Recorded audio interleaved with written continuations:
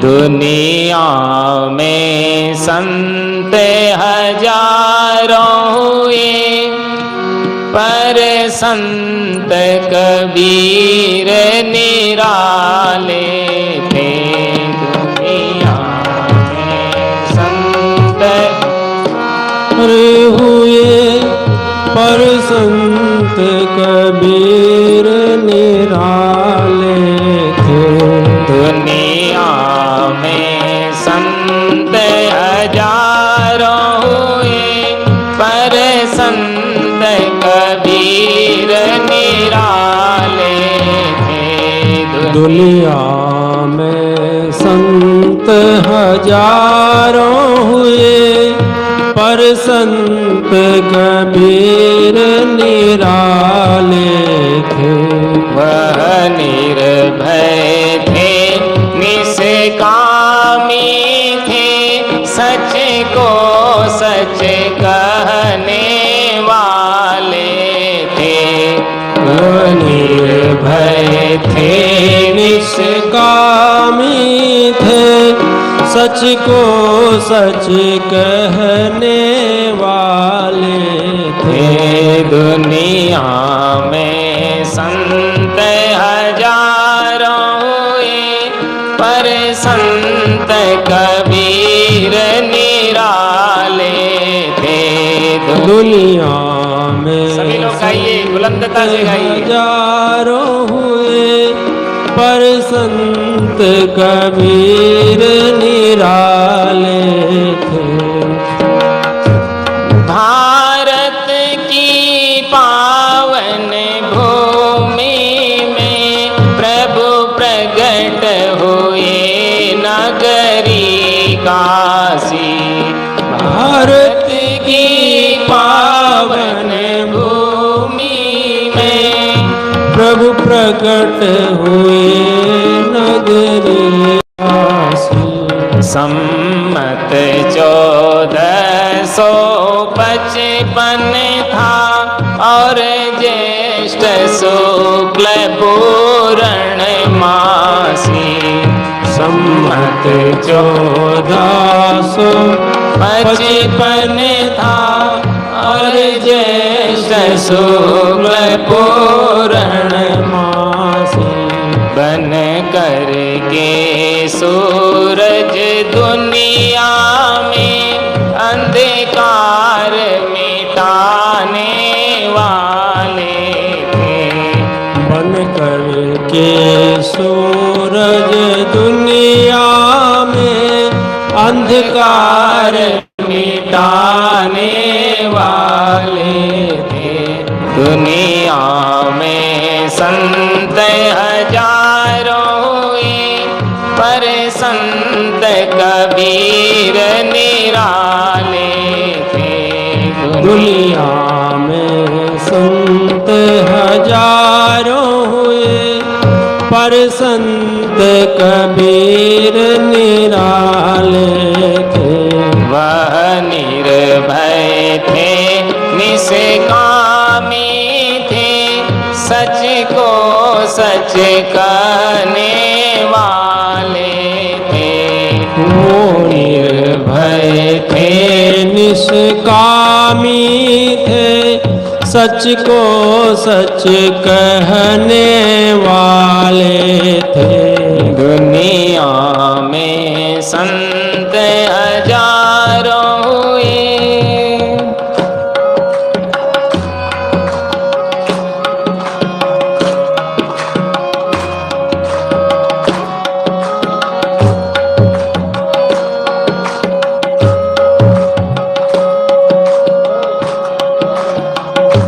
ना हिंदू थे, ना मुस्लिम थे, ना सिख ईसाई कहलाए। ना हिंदू थे, ना मुस्लिम थे, ना सिख ईसाई कहलाए। मानव थे, मानव बन करके मानवता सबको सिखला मानव थे मानव बन करके, मानवता सबको सिखलाए। हिल मिल कर रहना आपस में, यह राह दिखाने वाले थे। हिल मिल कर रहना आपस में, यह राह दिखाने वाले थे। वह निर्भय थे निष्कामी थे, सच को सच कहने वाले थे। वो निर्भय थे निष्कामी थे, सच को सच कहने वाले थे। दुनिया में संत हजारों हुए, पर संत कबीर निराले थे। दुनिया में संत हजारों हुए, पर संत कबीर निराले थे। छल दम्भ कपट पाखंड झूठ, अन्याय को निस दिन दूर किए। छल दम्भ जस पाखंड झूठ, अन्याय को निस दिन दूर किए। जीवन उनका था शुद्ध सरल, निर्मल तन मन से सदा जिए। जीवन था उनका शुद्ध सरल, निर्मल तन मन से सदा जिए।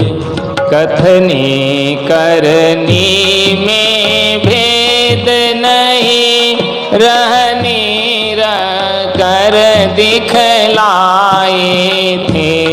कथनी करनी में भेद नहीं, रहनी रह कर दिखलाए थे। दुनिया में संत हजारों हुए, पर संत कबीर निराले थे। दुनिया में संत हजारों हुए, पर संत कबीर निराले थे। वह निर्भय थे निष्कामी थे, सच को सच कहने वाले थे। वो निर्भय थे निष्कामी थे, सच को सच कहने वाले थे। वह संतों के सम्राट रहे, हिंदी भाषा के डिक्टेटर। वो संतों के सम्राट रहे, हिंदी भाषा के डिक्टेटर। वे पढ़े नहीं पर पढ़ा गए, सारी दुनिया के बन मास्टर। वो पढ़े नहीं पर पढ़ा गए, सारी दुनिया के बन मास्टर। चल सत्य अहिंसा के पथ पर, और प्रेम पढ़ाने वाले थे। चल सत्य अहिंसा के पथ पर और प्रेम पढ़ाने वाले थे।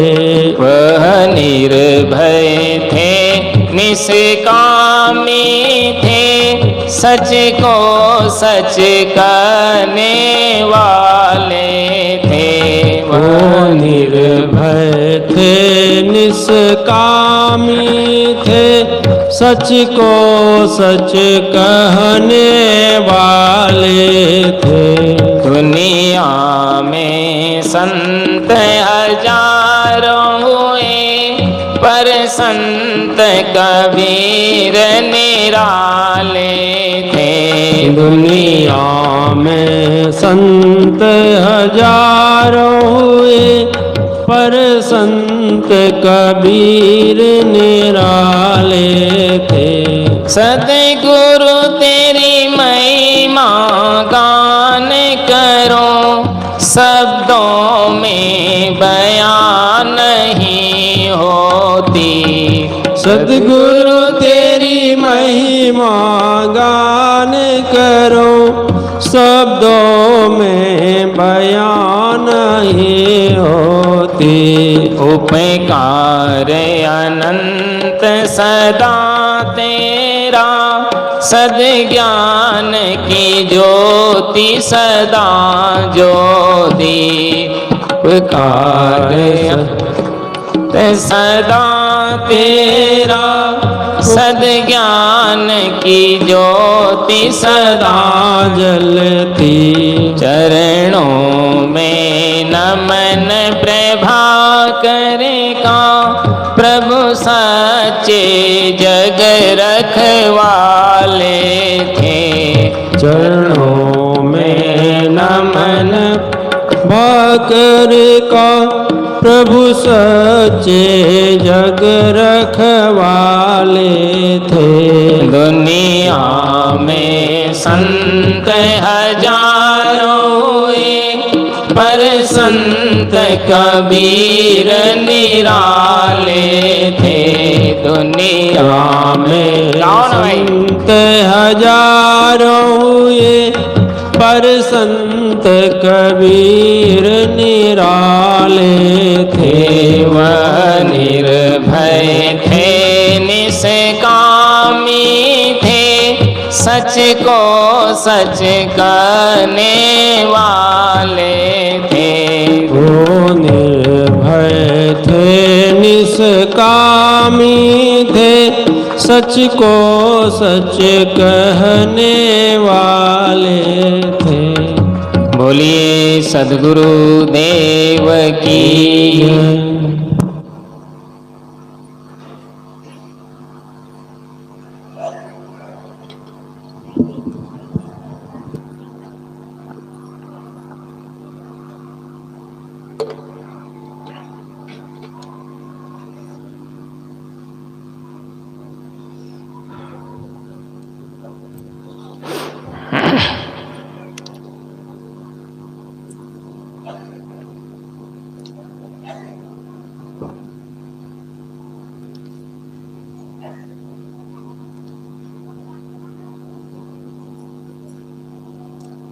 सद्गुरु कबीर आश्रम उरला दुर्ग छत्तीसगढ़ के इस पवित्र प्रांगण में इस विशाल सत्संग समारोह के पावन मंच पर विराजमान मानव समाज के पथ प्रदर्शक वंदनीय संत समाज, साध्वी समाज, सत्संग प्रेमी सज्जनों, श्रद्धा मूर्ति देवियों और प्यारे बच्चों,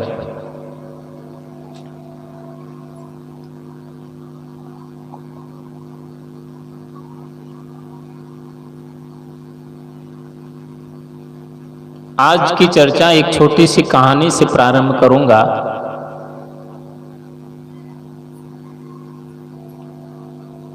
कि कोई एक अमीर सेठ था,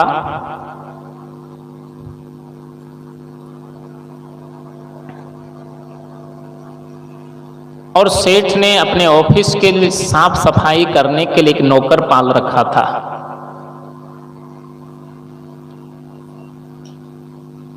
आप सब जानते हैं कि नौकर तो नौकर ही हुआ करता है। वो सवेरे ऑफिस में पहुंचता था और झाड़ू लगाता, सब वस्तुओं को व्यवस्थित रखता और सफाई करके वो खुद बैठ जाया करता। ये रोज का उसका कार्य था। संजोग ऐसा हुआ कि एक दिन जैसे ही नौकर ने ऑफिस खोला,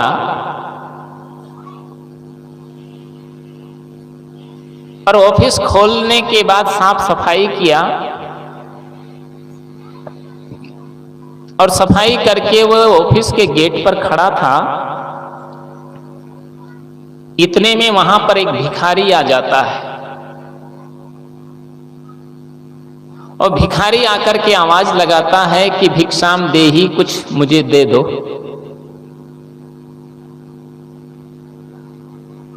उस नौकर ने कहा कि मैं मालिक नहीं हूं, मैं तो नौकर हूं। मालिक जब आएगा तो वो तुम्हें कुछ दे सकता है, मैं कुछ देने का अधिकारी भी नहीं। लेकिन आप सब जानते हैं कि भिखारी भी बहुत मांगने में ट्रेंड होते हैं। असली भिखारी भी वही होता है जो भिक्षा लेकर के ही द्वार से निकलता है। लोग भिखारियों को डांटते भी हैं, फटकारते भी हैं और कह देते हैं कि निकल जाओ यहां से, तुमको कुछ नहीं मिलने वाला है। लेकिन फिर भी वो भिखारी परवाह नहीं करता है।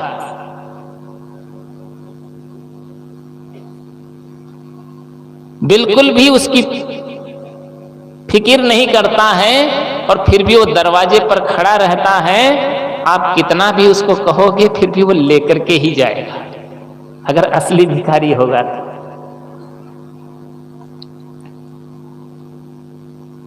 तुलसी जी ने भी तो लिखा है मानस में कि सेवक सुख चहे मान भिखारी, व्यसनी धन शुभ गति वे विचारी, लोभी यश और चार गुमानी, और नब दोई दूध चाहते है प्राणी।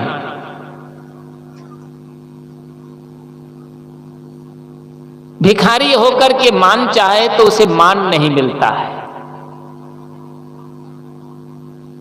उसने कहा कि नहीं, तुम भी कुछ दे सकते हो।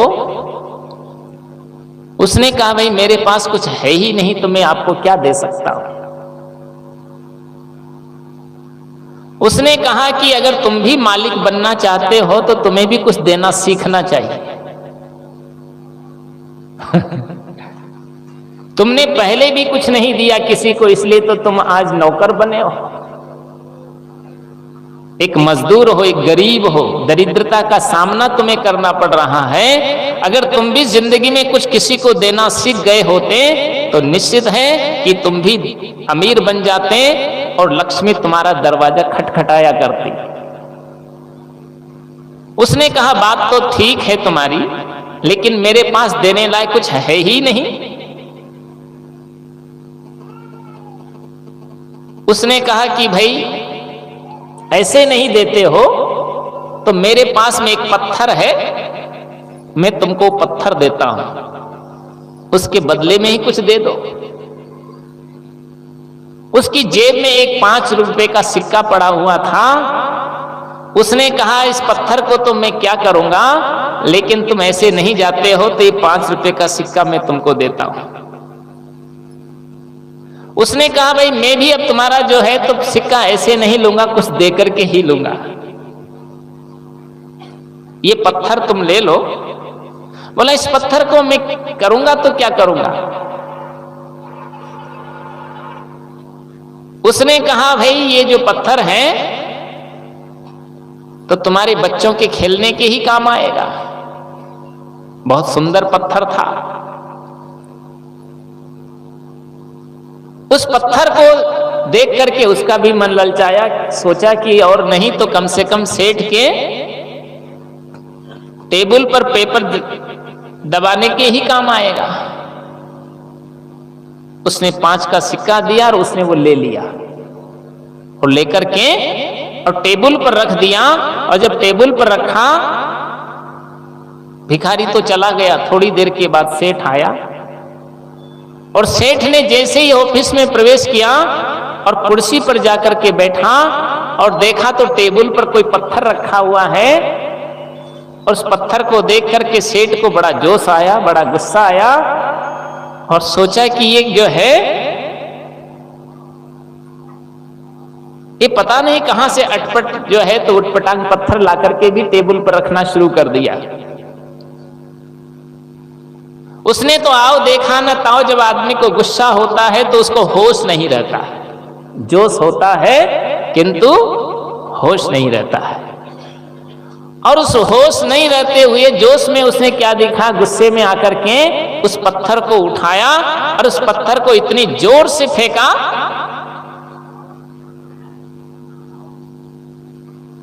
अरे अभी बैठ जाइए, आप डिस्टर्ब ना करिए। उसने जो है तो इतनी जोर से उस पत्थर को फेंका कि दरवाजे के जो लोहे का कुंदा नहीं होता है, उस कुंदे से टकरा करके और सामने में एक बहुत गंदा नाला बह रहा था, उस नाले में जाकर के वो गिरा। और जैसे ही वो नाले में गिरा तो सेठ ने वो जब कुंदे से वो टकराया तो उसकी आवाज सुन करके उसकी तरफ जब देखा तो वो कुंदा तो सोने का बन गया। वो कुंदा जो था वो सोने का हो जाता है। वो नजदीक जाता है और उसको गौर से देखता है और देखा तो सोने का है। ये सुन देख करके उसने विचार किया, ये पत्थर कोई साधारण पत्थर नहीं है, ये तो कोई पारस पत्थर था जिसके छूने से लोहा भी कंचन बन गया, सोना बन गया। लेकिन तब तक तो उसने वो नाले में फेंक दिया था। सेठ ने आओ देखा न ताओ और अपने कपड़े ऊंचे करके वो नाले में कूद गया। नाले में कूद जाता है और उसको पत्थर को टटोलने लगता है। तब तक नौकर आया और नौकर ने पूछा, क्या सेठ जी नाले में गिर गए? उसने कहा, गिरा नहीं हूं। तो बोला, क्या तलाश रहे हो? और बोल भी नहीं पा सकता है। नाले में पानी इतनी तेजी से बह रहा था कि वो पत्थर पता नहीं कहां का कहां चला गया। वो तलाश करता रहा, लेकिन वो हाथ से उसका खो जाने के बाद वो पुनः वो पत्थर उससे मिल नहीं पाया। सज्जनों, ये उदाहरण, ये कहानी जो है तो किसी सेठ और नौकर की नहीं, उस भिखारी की नहीं है। ये कहानी तो हम सब लोगों की है। हमें भी ये बहुत सुंदर मनुष्य का जो जीवन मिला है, ये बहुत मूल्यवान है, बहुत कीमती है। लेकिन हम क्या करते हैं, इसे पाकर के विषयों के भरे हुए कीचड़ के नाले में फेंकने के लिए तैयार रहते हैं। मनुष्य का एक एक श्वास इतना अनमोल है कि पूरी दुनिया की दौलत आप देने के बाद भी उसको हासिल नहीं कर सकते। हमारे यहां संत लोग गाया करते हैं कि तेरा एक एक सांस हीरे मोती, ये लुटाने के काबिल नहीं है, बड़ी मुश्किल से नर्तन मिला है, ये गंवाने के काबिल नहीं है। हमारा एक एक क्षण इतना मूल्यवान है, हम उसकी कीमत समझें, उसको व्यर्थ में खोने का काम नहीं करें। लेकिन हम क्या करते हैं, उसका मूल्य नहीं समझते। सदगुरु कबीर कहते हैं, हाथ से छूटने के बाद ये दोबारा तुमको मिलने वाला नहीं है। मानुष जन्म दुर्लभ है। तुलसी जी ने मानस में लिखा है कि बड़े भाग्य मानुष तन पावा। ये भाग्य से मनुष्य जीवन मिल गया है, आपका सौभाग्य है, और वह भी सर्वांग संपन्न मिला है। अगर आंख ना होती तो देख ना पाते, कान ना होते तो सुन ना पाते, नाक ना होती तो गंध सुगंध का ज्ञान न कर पाते, जिह्वा ठीक न होती तो बोल न पाते, पैर ठीक ना होते तो चल न पाते, और हाथ ठीक ना होता तो कुछ कर भी न पाते, और मस्तिष्क ठीक ना होता तो किसी नाली का पानी पीते हुए नजर आते। लेकिन ये हमारा सौभाग्य है कि हमें सर्वांग संपन्न जीवन मिला है, और फिर भी हम इसका उपयोग नहीं कर पाए तो ये सबसे बड़ा दुर्भाग्य है। तो ये जीवन मिला किसके लिए है? ये साधना करने के लिए मिला है। साधन धाम और क्या है? मोक्ष कर। ये साधना करने का धाम है, इसमें आप खूब साधना करिए, तन को साधिए, मन को साधिए, इंद्रियों को साधिए, वाणी को साध करके बोलिए, और हर कार्य जो भी काम आप करें उसको साध करके ही करें, और जो साधना पूर्वक जीता है उसी का नाम साधु है। इसलिए कबीर साहब तो बारंबार लोगों को कहते हैं, कहत कबीर सुनो भाई। वो साधु नहीं कहते हैं, साधो कहते हैं। ज्यादातर जो है तो साधो। कहत कबीर, दुनिया में एक ही संत इस दुनिया के अंदर हुए हैं जिनकी वाणी पर सबसे ज्यादा रिसर्च हो रहा है, पीएचडीयां हासिल की जा रही है, और एक शिक्षित से लेकर के एक शिक्षावान होकर के भी कबीर की वाणी पर लोग चिंतन करते हैं। वेद के सूत्र लोगों को याद हो ना हो, गीता के श्लोक किसी को याद हो या ना हो, उपनिषदों के सूत्र याद हो ना हो, पुराणों के श्लोक याद हो ना हो, लेकिन सदगुरु कबीर की जो वाणी है उसकी पंक्तियां आपको कहीं भी गुनगुनाते हुए लोग मिल जाएंगे। एक पशु चरवाहा भी कहता नजर आएगा कि कहत कबीर सुनो भाई, वो भी ये कहता है कि कहत कबीर सुनो भाई साधु, क्योंकि उनका जो वाक्य इतना मार्मिक है और जीवन में इतना आनंद और शांतिदायक है, जो एक ही शब्द अगर व्यक्ति श्रवण कर लेता है तो जीवन की दिशा और दशा दोनों बदल सकती है। और उनके मन में कितना प्रेम है सबके प्रति, कितने दिल में निर्मलता है। इसीलिए तो वह जो है तो कभी जो है तो कमरे में बैठ करके अपनी बात नहीं करते हैं, वो तो चौराहे पर खड़े होकर की बात करते। और क्या कहते हैं कि कबीर खड़ा बाजार में लिए लुआटी हाथ, और जो घर जा रे आपना तो चले हमारी साथ। कबीर साहब के साथ चलने में उन्होंने एक शर्त रखी है कि जो अपने घर को जलाएगा, जो अपने घर को आग लगा देता है, वास्तविक में वही व्यक्ति हमारे साथ चलने लायक है। अब आप लोगों में कौन तैयार है घर में आग लगाने को? लोग तो घर बनाने के चक्कर में रहते हैं। कबीर तो कहते हैं कि जो घर जा रहे आपना तो चले हमारे साथ। कबीर साहब के पास कोई आया था, एक कोई साधक, और वो कहता है कि बुजुर्ग गुरुदेव मुझे शांति चाहिए, आनंद चाहिए, सुख चाहिए, कल्याण चाहिए, मोक्ष चाहिए, तो क्या करना पड़ेगा? तो उन्होंने कहा कि अपने घर को फूंक दो, अपने घर को जला दो। बोला वो ना समझ आदमी था, घर गया और केरोसिन छिड़क करके झोंपड़ी में आग लगा दिया, और उसकी झोंपड़ी धो धो करके जल गई। तो शांति तो मिलना दूर रही, उसको रहने का भी ठिकाना नहीं रहा। वापस आया तो बोला मेरा तो घर जल गया, शांति तो मिली नहीं। सदगुरु ने कहा कि मैंने उस घर को जलाने की बात नहीं कही थी, मैंने तो तुम्हारे दिल के अंदर जो अहंकार का घर था, जो तुम्हारे दिल के अंदर विकारों ने घर बना रखा था, उस दिल के विकारों को जलाने की बात कही थी, उस अहंकार को भस्म करने की बात कही थी। और वास्तविक है, जिस व्यक्ति के दिल में अहंकार होता है उसके जीवन में सारे अवगुण आ जाया करते हैं। रावण के दिल में अहंकार था, इसलिए उसके जीवन में सारे अवगुण आ गए।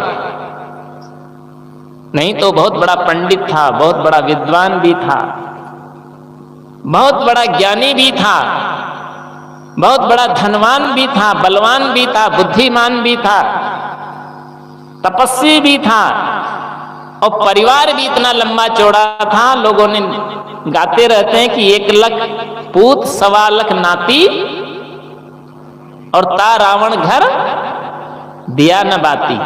आज उसके कुल में कोई दिया जलाने वाला नहीं बचा है, लेकिन एक अहंकार ही उसको ऐसा ले डूबा जो सारे अवगुण उसमें समाहित हो गए और उसका जीवन बर्बाद हो गया। उसका तो नहीं, उसका पूरा परिवार ही नष्ट हो गया। जिंदगी में याद रखिए कि अपने दिल में कभी अहंकार की बू नहीं आना चाहिए, अहंकार का प्रवेश नहीं होना चाहिए, और अहंकार को आप उसी तरह फेंक दें जैसे आप झूठी पत्तल को खा के फेंक देते हैं, फिर उसको उठाते नहीं। जीवन में विनम्रता होनी चाहिए, सहजता होनी चाहिए, सरलता होनी चाहिए, कोमलता होनी चाहिए, प्रेम और उदारता होनी चाहिए, सेवा परायणता होनी चाहिए। और जिसके जीवन में विनम्रता है उसके पास ये सारे गुण आ जाया करते हैं। इसलिए कबीर साहब अपनी भाषा में कहते हैं कि नमन बड़ी संसार में, नहीं नमे सो नीच, और धारा से पर्वत कटे रहे गोंदला बीच। कितना प्यारा सा उदाहरण देते हैं। वो कहते हैं संसार में आप विनम्र होइए, नमन करना सीखिए, और जो नमन करता है, प्रणाम करता है, उसको सारी दुनिया झुकने के लिए तैयार होती है। आप दुनिया में आप अपने 2 हाथों से कितने लोगों को जीत पाएंगे? कमजोर होंगे तो एक को भी नहीं जीत पाएंगे। आप किसी से कुश्ती भी लड़ेंगे, 2 हाथों से किसी को जीतना चाहते हैं तो आप जीत नहीं पाएंगे। लेकिन आप दोनों हाथ जोड़ करके विनम्रता से सबको जीत सकते हैं, सबको अपना बना सकते हैं। यह आपकी विनम्रता का फल है। और अकड़ता से तो सब आपसे दूर भाग जाएंगे। इसीलिए कहा जाता है कि तानाशाह अपने चारों ओर रेगिस्तान बना लेता है। जो तानाशाही स्वभाव वाले होते हैं, जो अकड़बाज होते हैं, जो दुराचारी होते हैं, जो पापाचारी होते हैं, जो दुर्व्यसनी होते हैं, धीरे धीरे लोग उनसे खिसकते चले जाते हैं और वो अकेला रह जाया करता है। इसलिए कबीर साहब कहते हैं अहंकार नहीं करना, अहंकार को जला दो। दूसरी बात और भी वो कहते हैं कि कबीर खड़ा बाजार में सबकी मांगे खैर। वो सबकी खुशहाली मनाना चाहते हैं, सबकी खैर मनाना चाहते हैं और सबको खुश देखना चाहते हैं। लोग तो अपने घर में ही बच्चों को खुश देखना चाहते हैं, अपने पड़ोसी को ही खुश नहीं देखना चाहते। अपनी ही तरक्की करना चाहते हैं, दूसरों की तरक्की को देख करके उनके दिल में आग लग जाती है। अभी मैं जिस एक गांव में था और वहां जब मैं गया तो भाई भाई भी एक दूसरे के पास में बैठना पसंद नहीं करते। बड़ा आश्चर्य की बात है। और रामायण पढ़ रहे हैं। हमने कहा कि भाई आप जो है तो आपस में बोलते नहीं हैं, खाते नहीं हैं, बैठते नहीं हैं। तो वो कहते हैं भाई नहीं, वो दुश्मन है। और रामायण पढ़ रहे हैं। रामायण ये नहीं सिखाती है, रामायण तो ये सिखाती है भाई भाई मिलकर के रहो और एक दूसरे भाई के लिए एक दूसरे भाई को त्याग करना सीखो। भाई के लिए कुछ अपना त्याग करना सीखो। लेकिन लोग त्याग तो नहीं करना चाहते हैं और उसका भी हड़प लेना चाहते हैं। ये कितना गलत करते हैं। थोड़ी सी उदारता भी रखिए।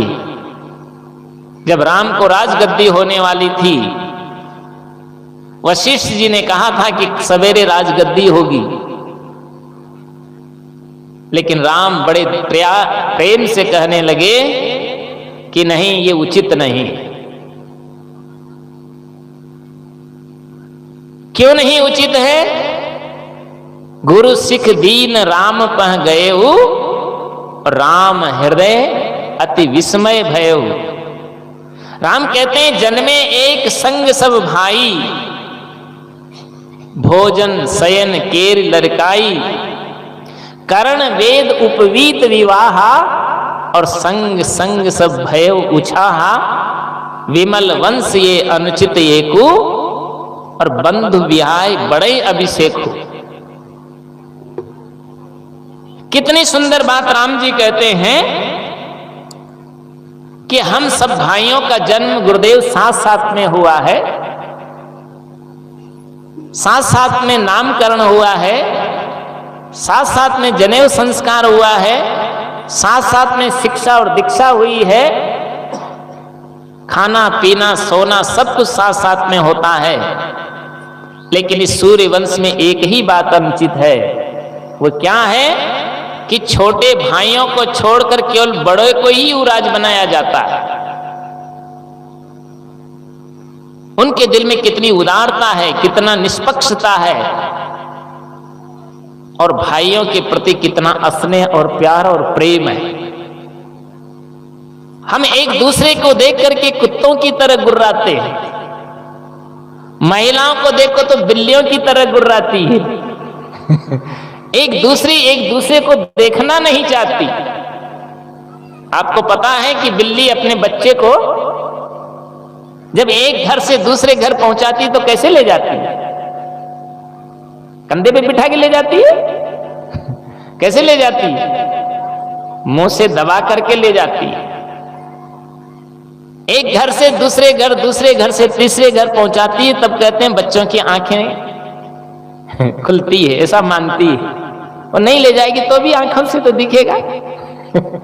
लेकिन ऐसा लोग बताया करते, मैंने उसको ठीक से गौर करके देखा नहीं। तो वो क्या करती है, अपने मुंह से दांतों से पकड़ करके एक घर से दूसरे घर पहुंचा देती हैं, लेकिन उसको तकलीफ नहीं आने देती, बच्चे के दांत चुभने नहीं देती। इतने प्यार से उठाती है, इतने प्यार से पहुंचाती है, इतने प्यार से पालती है कि उसके प्राण अपने बच्चों में बसते हैं। लेकिन वही बिल्ली जब चूहे के बच्चे को देखती है तो एक बार में काम तमाम कर देती है। देखिए कितना फर्क है। जिंदगी में ये याद रखिए कि ऐसा व्यवहार नहीं करें। आपस में सबको हिल मिल करके रहना सीखना है। कहते हैं एक बार जो है तो विदेश से एक कुत्ता आया और एयरपोर्ट पर उतरा, और जैसे वो प्लेन से उतरा तो उसके स्वागत के लिए भारत के कुत्ते भी पहुंच गए। क्योंकि कोई विदेशी आता है तो लोग अपना बहुत गर्व मानते हैं। और जब वो वहां पर पहुंचे तो आप जानते हैं जैसे नेता लोग नहीं पहुंचते हैं, कोई बड़ा नेता है तो सारे नेता इकट्ठे होकर के पहुंच जाते हैं ना, स्वागत में माला ले लेकर के पहुंच जाते हैं। ऐसे यहां के भी कुत्ते सब वहां पहुंच गए एयरपोर्ट पर, सब माला ले लेकर के पहुंचे ही होंगे। और जैसे वहां पहुंचे तो कुत्ता जब प्लेटफार्म से बाहर आया एयरपोर्ट से, तो उन्होंने बहुत स्वागत किया। स्वागत करके स्वागत पूर्वक उसको लाया गया, और लाने के बाद उनसे पूछा कि भाई अब आपको कहां कहां घूमना है, कहां कहां देखना है। उसने कहा मुझे कहीं देखना ही नहीं है। तो बोला आपको क्या क्या खाना है? बोला मुझे कुछ खाना ही नहीं है।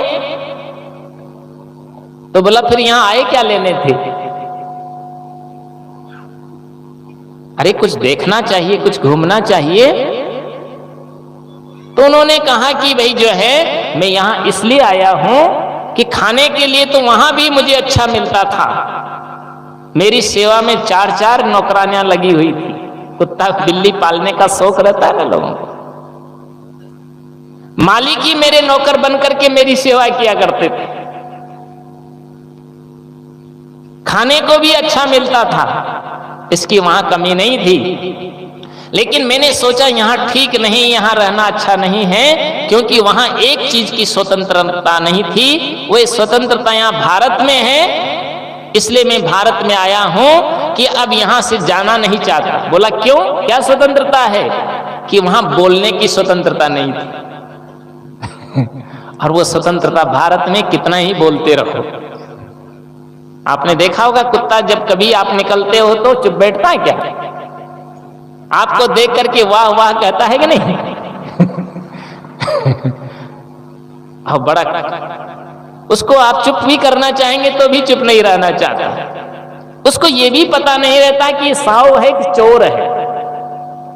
इसलिए कबीर साहब को भी कहना पड़ा कि साव चोर चीने नहीं, अंधा मतिका हीन। वो सावकार और चोर को भी नहीं समझ पाता है, क्योंकि वो स्वतंत्रता चाहता है। जीवन में याद रखिए, चाहे कम बोलिए, संयम से रह लीजिए, नियम का पालन कर लीजिए, अपने मन में अहंता को मिटा दीजिए और चित्त को शुद्ध करके अपने जीवन को अच्छा बना लीजिए, तो आपको जीते जी आनंद और शांति की अनुभूति होगी। और उसी के लिए जीवन हमें प्राप्त हुआ है। इसीलिए जीवन में साधना करिए। इसलिए तुलसी जी ने कहा साधन धाम मोक्ष कर द्वारा। साधना करेंगे तो क्या होगा, मोक्ष के द्वार पर पहुंच जाओगे। ये मोक्ष का द्वार ही है ये जीवन। इतना ही नहीं कहा उन्होंने, स्वर्ग नरक अपवर्ग निसेनी, और ज्ञान विराग भक्ति सुख देनी। ये देह तो वह है, वह शरीर तो वह है जो आप नरक में भी जा सकते हो, स्वर्ग में भी जा सकते हो, मोक्ष में भी पहुंच सकते हो। वहां पहुंचने के लिए सीढ़ी है। अब आपको कहां जाना है? सीढ़ी से ऊपर भी जा सकते हो और ऊपर से नीचे भी आ सकते हो। अगर जो प्रयत्न करता है, साधना करता है, मन को पकाता है, भक्ति से ओतप्रोत जीवन बना लेता है, वो ऊंचाइयों तक पहुंचता है और अपनी मंजिल को पाकर के भव बंधन से छुटकारा पा जाता है, और नहीं तो फिर नरक में सड़ता रहता है। इसलिए जिंदगी को नारकीय मत बनाइए। इस जिंदगी का एक एक क्षण को आप अच्छा उपयोग करिए। तो इसलिए विनम्र रहिए, और विनम्रता जहां रहती है वहां दिल से दिल मिलता है, और जब दिल से दिल मिलता है तो जीवन में खुशियां भी आती है। उसका रंज समाप्त हो जाता है। रंज क्यों आता है? उसका कारण है कि जीवन में आवश्यकताएं ज्यादा बढ़ा लेते हो। जितनी आवश्यकताएं आप बढ़ाएंगे उतना ही आपके जीवन में कष्ट होगा, क्लेश आएगा, चिंताएं पैदा होगी, भय उत्पन्न होगा, राग द्वेष में आप उठापटक करते रहेंगे, ईर्ष्या की अग्नि में जलते रहोगे, और सब कुछ दुनिया में भूल जाओगे। जिस ध्येय को लेकर के आए थे वो सारे के सारे काम आप भूल जाओगे। इसलिए हमें ऊपर उठने का काम करना है। अपने जीवन में सच्चाई के मार्ग को अपनाना होगा। इसलिए कबीर साहब कहते, ना काहू से दोस्ती और ना काहू से बैर। जिंदगी में वो कहते हैं कि दोस्त भी मत बनाइए, क्योंकि दोस्त बनाते हैं ना तो फिर आगे चल करके उसमें दुश्मनियां पैदा होती है। जो जितना नजदीकी आपका दोस्त होगा वही आपका कट्टर दुश्मन भी हो सकता है। मित्र से आदमी वो बात करता है जो पत्नी से नहीं कर सकता, पिता से नहीं कहता, भाई से नहीं कहता, बहन से नहीं कहता, माता पिता से नहीं कहता। वो बातें आदमी दोस्त से किया करता है, और जब उसके स्वार्थ में थोड़ी भी बाधा आती है तो वही दुश्मन बन जाता है और आपका पूरा पर्दाफाश करता है। सब गड़ी छिपी बातें सब उखाड़ता है और कट्टर दुश्मन हो जाया करता है। मैं ये नहीं कहना चाहता आप मित्र मत बनाइए, लेकिन कबीर साहब सलाह देते हैं कि इतनी सी मित्रता रखिए कि किसी में राग न बनने पाए और किसी से द्वेष भी न बनने पाए। ना काहू से दोस्ती, ना काहू से बैर। इसलिए दोस्ती और दुश्मनी से ऊपर उठ करके आपको अपनी जिंदगी जीना है, ये याद रखना होगा। इसलिए मैंने अपनी बात को शुरू किया था कि कबीर साहब के जो विचार है वो बहुत ही सार्वभौमिक है और वो सबको यही संदेश देते हैं कि सबसे प्यार से रहिए और वो भी हिल मिल करके रहिए। छीना झपटी मत करिए किसी के साथ में। झगड़े क्यों होते हैं आप जानते हैं? परिवार में, समाज में या राष्ट्र में झगड़े होने का एक ही कारण है। मैं आपको प्राइवेट बता देता हूं, ध्यान देना। जैसे आपकी वस्तु आपकी और मेरी वस्तु मेरी, आपकी वस्तु आपकी और मेरी वस्तु मेरी, तो कोई झगड़ा होगा? आपकी चीज आपकी, मेरी चीज मेरी, तो कोई समस्या नहीं है, कोई झगड़ा नहीं। लेकिन झगड़ा कब शुरू होगा कि मेरी वस्तु चीज भी मेरी और आपकी भी मेरी। हम यही करते हैं, अपनी तो अपनी मानते ही हैं, लेकिन दूसरे को भी चीजों को अपनी मान बैठते हैं, बस झगड़ा शुरू हो जाता है। इसलिए दूसरे के हिस्से को छीनिए मत। हो सके तो आप मदद कर दीजिए, सहयोग कर दीजिए। दो भाई थे, आपस में बंटवारा हो गया। बंटवारा होना कोई बड़ी बात नहीं है, झगड़ा होना भी कोई बड़ी बात नहीं। जब कृष्ण के घर में हो सकता है, विष्णु के घर में हो सकता है, शंकर के घर में हो सकता है, ब्रह्मा के घर में हो सकता है, किसके घर में नहीं होता है। लेकिन झगड़े को बना के मत रखिए, उसको मिटाना भी सीख जाइए, उसको बनाइए मत रखिए। बिल्कुल झगड़े को मिटाने का तरीका भी आपके पास होना चाहिए। जिंदगी में झगड़ा मिटाना है तो आप गम खा जाइए। कबीर साहब ने तो बहुत सुंदर बात कही। उनको कोई भी कुछ कहता था तो भी वो मौन हो जाते थे। वो कहते हैं, जान बूझ जड़ होए रहो, बल तज निर्बल होए, और कहें कबीर तादास का पला न पकड़े कोई। जानते हुए, बूझते हुए, समझते हुए, सब कुछ संपन्न होते हुए भी कोई भी झगड़ेलू आता था तो मौन हो जाते थे। आप भी मौन हो जाइए। और भी तरीका बताते हैं कि मूरख का मुख बिंब है, निक्षत बचन भुजंग, ताकि औषध मौन है और विष नहीं व्यापतंग। इसलिए जीवन में याद रखिए कि आप मौन साधना भी करना सीखिए। कोई आपको कुछ कहता है तो उसमें समता ले लीजिए, समता से आप अपना जीवन को जीना सीखिए। तो जिंदगी में याद रखना है कि हमको मौन रहना है, किसी से विवाद नहीं करना है। श्री पूरन साहब कहते हैं कि बकवादी के निकट न जाऊं, जो विवादी उसके निकट ही न जाओ तो झंझट ही नहीं होगी। इसलिए संयमित जीवन आपका होना चाहिए। तो अपने जीवन को आप साधना में लगाइए। और साधना क्या है? मन को ठीक करिए। हमारा मन इधर उधर जाता है। व्रत करना, उपवास करना, पूजा करना, पाठ करना, हवन करना, संध्या करना, तर्पण करना या अन्य कर्मकांड करना, ये जितने भी साधन हैं ये सब मन की निर्मलता के लिए ही किए जाते हैं। और जब ये काम आप करते हैं तो उससे क्या होगा? आपके मन में निर्मलता आएगी, लेकिन क्षणिक आएगी। लेकिन अस्थाई मन की निर्मलता के लिए आप निरंतर भजन करिए, भजन में मन लगाइए। जितना भजन करेंगे, जितना ध्यान करेंगे, जितना आत्मचिंतन करेंगे, उतनी आपके मन में निर्मलता आएगी और वह अस्थाई निर्मलता रहेगी। आप सत्संग में भी यहां बैठे तो सत्संग में यही सीख करके जाएं कि हम घर में जाएं तो किसी पर गुस्सा नहीं करें, घर में जाकर के किसी से झूठ न बोले, घर में जाकर के सबके साथ में सेवा का काम करें।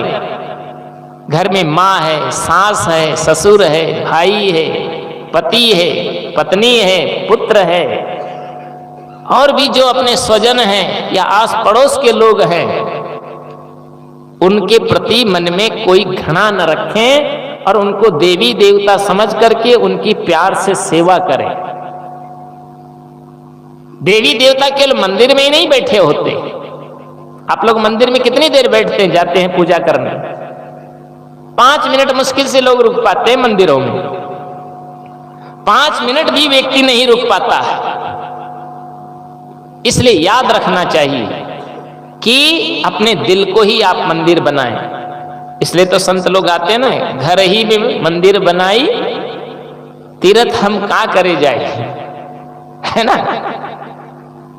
घर को ही आप मंदिर बना लें, अपने दिल को ही मंदिर बना लें, तो आपके घर में ही, आपके दिल में ही राम प्रकट होंगे, कृष्ण प्रकट होंगे, शिव प्रकट होंगे, साहिब प्रकट होंगे। इसलिए तो कबीर साहब ने कहा, वो कहते हैं कि तुम्हारे अंदर ही वो साहिब बैठा है, तेरा साहिब है घट माही, बाहर नैना क्यों खोले। और कहत कबीर सुनो भाई साधो, और साहिब मिल गए तिल ओले, मन मस्त हुआ फिर क्यों डोले। इसलिए मन की मस्ती में आप निरंतर रहें, अपने आत्म मस्ती में डूब जाएं। ये संत लोग कितने मस्त और सहज लगते हैं आप लोगों को। क्यों? क्योंकि इनके अंदर में कोई चाह नहीं और चाहना से मुक्त इनका जीवन है, इसलिए वो खुश है। आप जो देते हैं वो खा लेते हैं, जो कपड़ा देते हैं वो पहन लेते हैं, जहां रखते हैं वहां रह लेते हैं, और चल कहो तो चल देते हैं। ऐसा भी नहीं कि वहां आसन जमा करके ही बैठे रहे। आप लोगों के पास में मकान है, जमीन है, संपत्ति है, गाड़ी है, बाड़ी है, लाड़ी है, सब कुछ है, फिर भी मनुष्य उदास और निराश पाया जाता है, क्योंकि जीवन में तृप्ति नहीं, संतोष नहीं। इसलिए संतुष्टता लाना है, उसी का नाम संत है, उसी का नाम भक्त है। तो संत का मतलब भी यही है कि सबकी सह लेना, और भगत का मतलब भी यह है कि सबकी भगत लेना। कोई कुछ कहे उसकी परवाह ही नहीं करना है, और मुस्कुराते हुए अपने जीवन को जी लेना, तभी आपका जीवन भी सफल होगा और सरल होगा। इसलिए जो है, मैं अपनी बातें ज्यादा नहीं करते हुए अपनी वाणी को यही विराम देना चाहूंगा। और मैंने अपनी बात शुरू किया था कि वो अपना ही, जिस प्रकार से पारस पत्थर था और उसको बाद में तलाशते हुए वो पश्चाताप की अग्नि में जलता है, कुछ हासिल नहीं कर पाता है और प्राप्त करने में सफल नहीं हो पाता है। ऐसे ही उससे भी बढ़कर कि हमारा जो जीवन है इतना मूल्यवान है, जो पारस का भी मूल्य करता है, हीरा की भी कीमत आंकलन करता है, देवी देवताओं की भी कीमत आंकलन करता है, वेद शास्त्र पुराण कुरान बाइबिल की भी कीमत आंकलन करता है। वह जीवन आप और हमको मिला है। इस जीवन का एक एक क्षण का सही उपयोग करें, इसमें भक्ति करें, भजन करें, साधना करें, सेवा करें, गुरु की आराधना करके और अपने जीवन को कल्याण के मार्ग में आगे बढ़ाएं। बस जीवन इसी से सफल और सार्थक होगा। मैं ज्यादा बातें नहीं करते हुए अपनी बात को यहीं विराम देता हूं और आप सबके लिए मंगल कामना करता हूं कि आप सभी स्वस्थ मस्त रहें और दूसरों को खुशियां बांटते हुए जिएं। इसी से जीवन सार्थक होगा। बोलो सद्गुरुदेव की जय।